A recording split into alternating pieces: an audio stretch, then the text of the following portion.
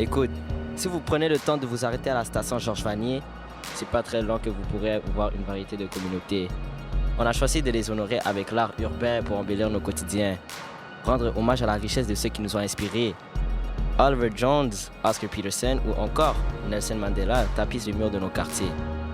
Ça nous rend fiers d'y habiter. La diversité se retrouve à chaque coin de rue et nous permet d'apprendre à vivre ensemble. Les gens viennent d'un peu partout. Ils arrivent en apportant leur culture dans nos maisons. Quand on marche dehors, il y a des odeurs qui viennent de tous les horizons. Ça donne envie de découvrir les épices de chaque pays. Et peut-être, surtout, de lutter contre le racisme. Notre quartier nous fait penser à un arc-en-ciel. Faut savoir que la plupart de mes amis et moi, on est des enfants d'immigrants.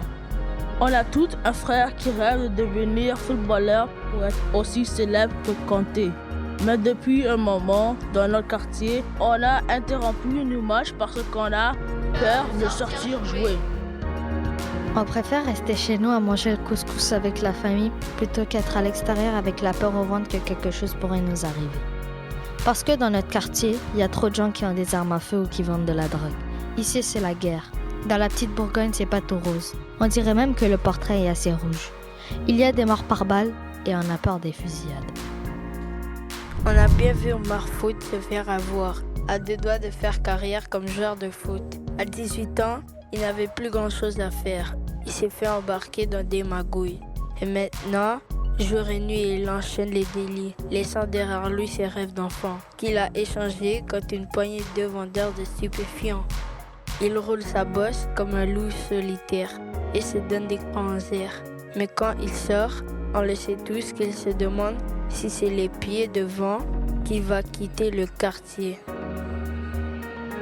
Et si on est là, c'est parce que la terreur a envahi notre secteur. La peur dans les rues brise nos cœurs et sensible au moindre geste de violence.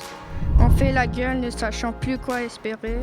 Pourtant, c'est pas sorcier. Un peu de sécurité quand on sort dans le quartier. Plus de police pour nous protéger et non pas pour nous profiler. Mais malgré les coups durs, ici, il y a beaucoup de jeunes qui ont du talent. Vous devriez voir cet épatant, que ce soit pour la danse, le sport ou encore le chant. Un peu partout, ça déborde d'ados qui rêvent en grand. Mais les ressources s'épuisent rapidement. Les maisons des jeunes nous accueillent pour éviter l'ennui. Mais à 18 ans, il n'y a plus aucun encadrement. Plus de services pour les plus grands. Chers citoyens, écoutez-nous. C'est notre combat de tous les jours. On a besoin de plus de soutien pour nous aider à avancer. Puis si vous ne savez pas par où commencer, peut-être qu'on pourrait retirer le cadenas sur la clôture du terrain de foot à Oscar Peterson. Ça fait déjà un moment qu'on a un match à terminer.